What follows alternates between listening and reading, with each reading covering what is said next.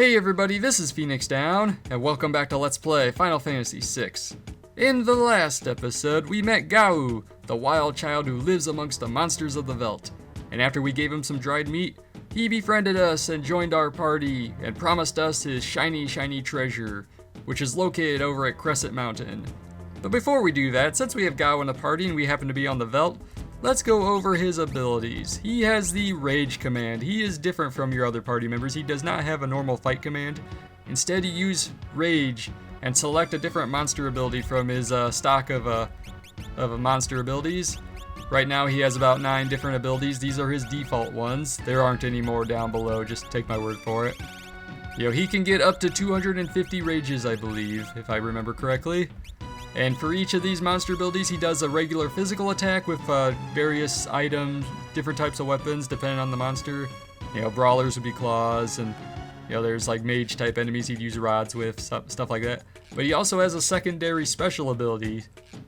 Like with the brawler, he can do the throw blue magic spell. He basically throws the stone blue magic spell. He throws a stone at the enemy, and it has a chance of causing confusion. It's alright, but its success rate is kind of low. Like Whispers, he can do the Demi spell, which cuts an enemy's HP in half. However, there are also other factors that come into play when you use a Rage with Gau. For starters, you lose complete control over him. He acts completely AI controlled at that point. He randomly does a physical attack or a special attack. He acquires the monster's elemental and status strengths and weaknesses.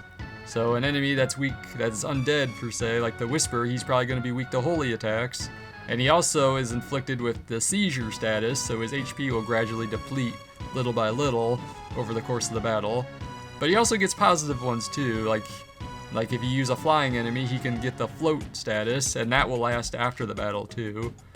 So this is the earliest you can get any character with a float status. And there's all these other factors. If you pick an undead monster, Gau becomes undead for the battle. Healing spells and items will actually cause damage to him instead of recovery. Things like that. But he also gains like immunity to poison. So it's a mixed bag. Gau, when used right, with the right amount of insight and knowledge of the game and the opponents you're fighting, Gau has the potential to be one of the best characters in the game. But it requires a lot of work to get the best Rages. I mean, first you have to fight them normally, and some of them are rare encounters or one-time encounters that you have a chance of missing, things like that. And other times, and then you have to find them on the Veldt and acquire them, and that can cost quite a bit of time. As a kid, I used to I'd have entire play sessions of just wandering the Veldt trying to get all the Rages. It's not worth it, just take my word for it. Not worth getting, for completionist's sake, that's one thing I would say you can pass up on, and you don't have to feel bad about that. It's totally not worth that extra work. But anyway, since we're on the Veldt, in order to gain abilities with Gau, we have to use the leap command. So I'm going to find us a battle and demonstrate how that works. So come on, random encounter, there we go. And we got a Crawly, alright, this'll work. Okay, you select the leap command with Gau. Luckily his turn is first. And then he just jumps into the battle, and the battle is over. You don't get any items or gil or gold pieces for that. Now you just continue wandering on the Veldt. We'll have another random encounter. We got soldiers and Magitech armor, okay. I can handle these guys. Sword tech with Cyan. Sabin, get that aura bolt going. Now there's a random chance, I'm not sure like what the percentage is, like how many out of whatever number, but Gau will appear after a battle eventually, and then he will acquire the Rages of the monsters that he defeated, from the battle that he left on. Unfortunately, he didn't show up there. We did get a potion, but whatever. So I'm going to skip ahead until I find the right battle.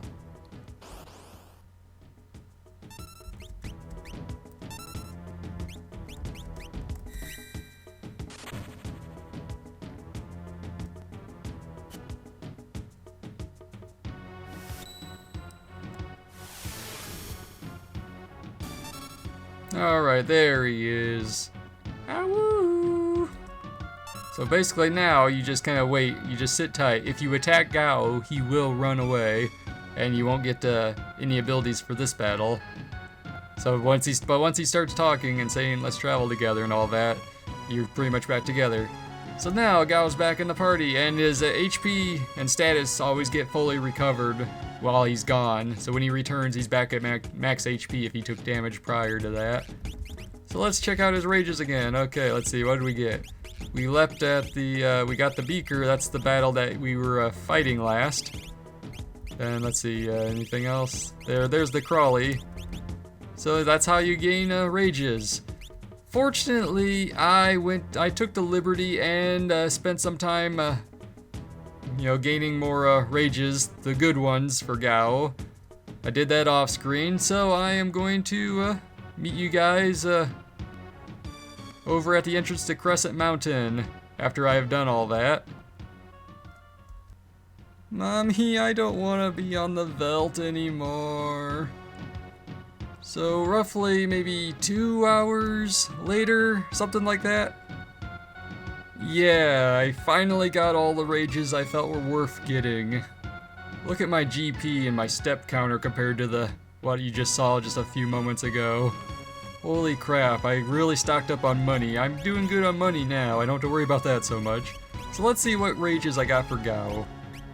Well, we started off by getting, okay, I'm only gonna go over the good ones, because some extra ones just kind of happened because Gao just happened to come back during those battles, or they were part of a group of a more important thing, like Soldier, you don't really care about, but that does give you Fire 1. Templar gives you Fire 2. You have a random chance of it being a single target or a multi-target casting of it when Gao uses it. Hazer gives you Bolt 2, and same with the Templar, it's a random chance of it being multi-target or single target. Overmind. What does Overmind do? Oh, it gives you Elf Fire, which is a more powerful single target fire spell. I think we saw Mog use that in the Narsh Caves during the battle against like the Marshals and whatnot, maybe not. We got the Rodox. This gives you the Snare ability, instant death move. We saw Mog use that against the Marshal.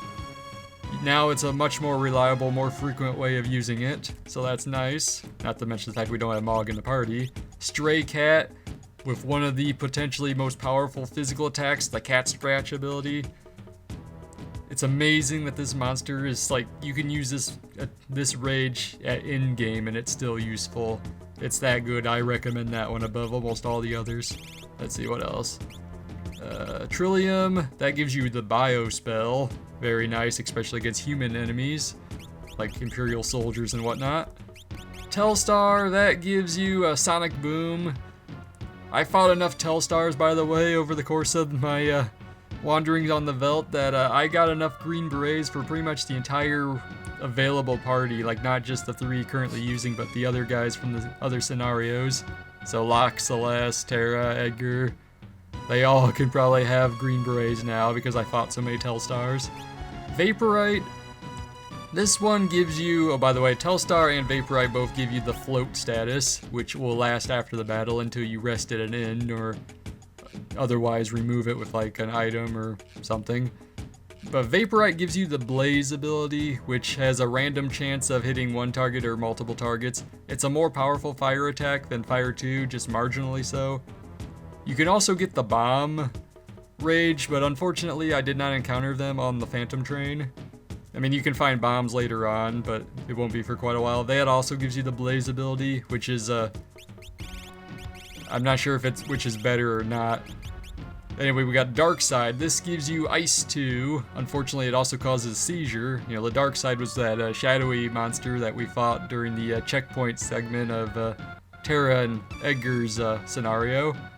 The Marshal. This gives you Wind Slash. Always hits all enemies with a wind attack. Pretty nice. I think that's all of them. Grease Monkey. I don't care about that one. That one just happened to be with the Rodux.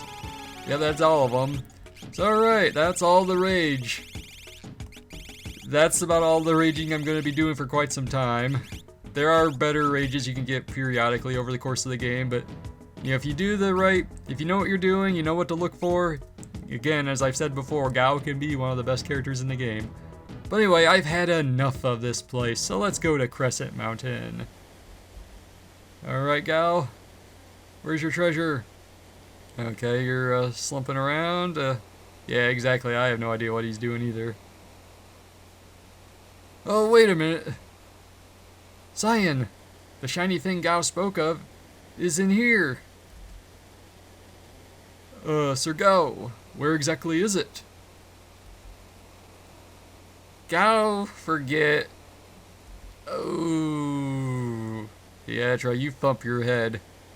Shall we look around? Indeed. Alright, so we have to do some snooping around. Let's explore Crescent Mountain. There are no random encounters here, thankfully. So I wonder what's over here. Oh, hey. Gao, did you find something? He found something! He found tonic! Yeah. This is Sir Gao's treasure? It's not shiny at all. Okay, good. Whew. That's a relief. Let's just wipe that sweat off our brow. It's like, whew, you had me worried for a second, Gao. Now, if you're playing this casually, since I've gotten so much money, I don't really care so much right now. But I do not recommend coming up here. Oh, Gao, oh, he wants us to go over there. What's wrong? Uh-oh, it's never a good thing when someone goes, Gao! Behind you like that. And you dropped your wallet and there was 500 GP in it. So we lost money. Exactly. Gao, you! Oh dear. Sir Sabin, let me handle this. It's like, ah! Exactly. First time that happened, that's basically what my reaction was too. Fortunately, it was only 500 GP. It wasn't like your entire amount of money.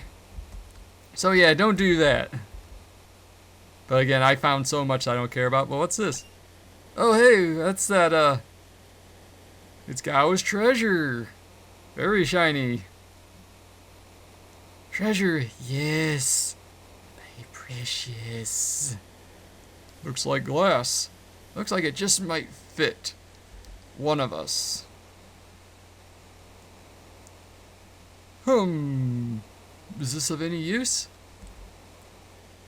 Will this really let us breathe underwater? Oh, yeah, that one guy over in Mobla's mentioned that their underwater breathing device was stolen. Let's go! Surely we could all cram our heads into this spherical object. We're automatically forced to continue here. You can't, like, leave the Crescent Mountain and have Gao leap at a monster encounter and then just continue on with the story. That doesn't work. Current's fast. No kidding.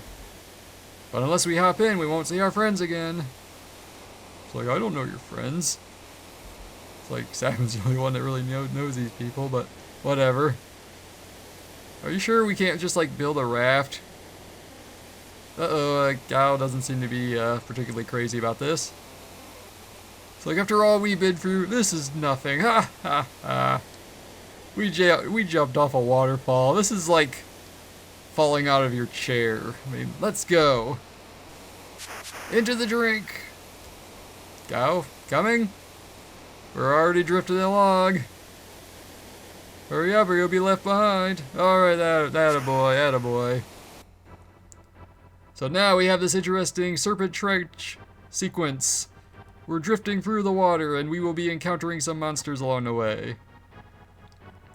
Eventually. There we go.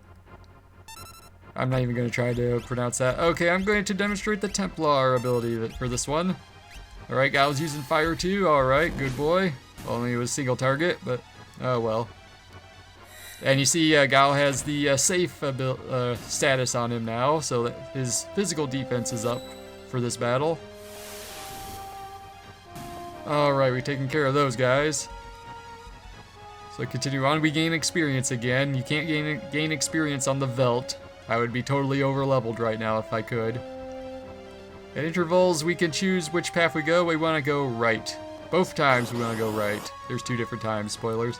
Alright, here's all the enemies we can encounter. Gao, let's see. I'm going to use... let's see, where are you? Marshall. Come on, Wind Slash. Come on, Wind Slash. Alright, Wind Slash. I knew you could do it, boy. Unfortunately, that guy uses Gigabolt. Ouch. Go. And I can't stop to heal him. Until now, if you take the right path, you wash up into this cave where you can get an X potion. Alright. I'm going to have to use a Phoenix down on Gao there.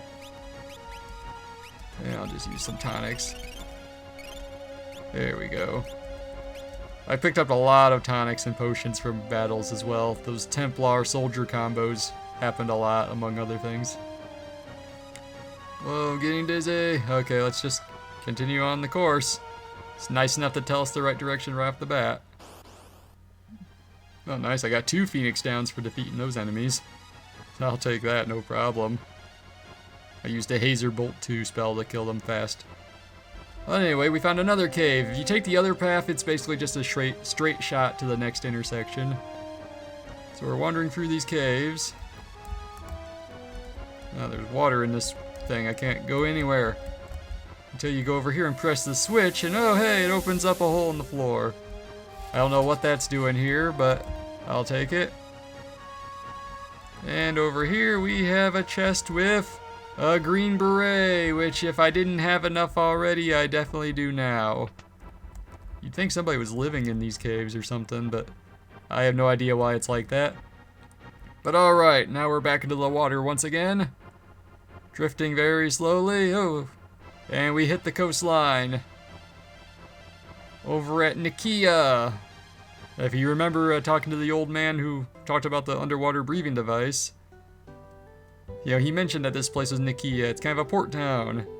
And we are washed up. Alright, in order to wrap up Sabin's scenario, you talk to the guy over here on the ship, but I am not quite ready to do that. Let's check out the town first. We're here in Nikia. I don't believe there are any items in any of the crates. And I don't have any imported goods. I imported myself. Does that count? Yoo-hoo, you handsome thing. How about joining me? Like, oh. Talking to Cyan? How dare you, you licentious howler. Or, yeah, whatever. Jeez, don't blow an artery, baby. It's like, no. What is going on? Baby! Cyan, don't let it get to you. I'm not like that. No one thinks you are, just let it go. Trust me, no one thinks anything like that of you. But yeah, she's actually flirting with him. It's kind of changed up a little bit for the censor purposes.